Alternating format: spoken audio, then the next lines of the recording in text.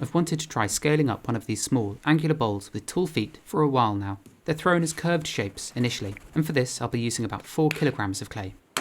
This is a high iron stoneware clay body that contains a touch of grog, giving the clay some tooth, which I prefer. I'm using clay that's relatively hard, and the lump is coned up and down a couple of times before being forced into a tall disc shape like this. It's then opened up, and I'm leaving about 5 centimeters in the base of each of these.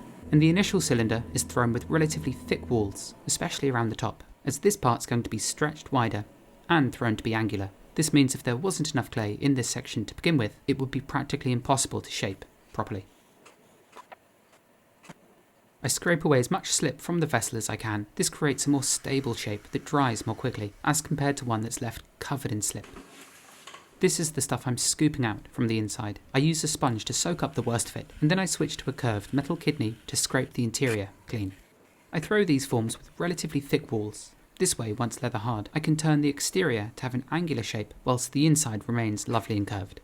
Prior to wiring and picking this off, I've dried the foot a touch using a heat gun. This way I can easily lift it away. If you'd like to find out more, I've written quite a thorough explanation in this video's description.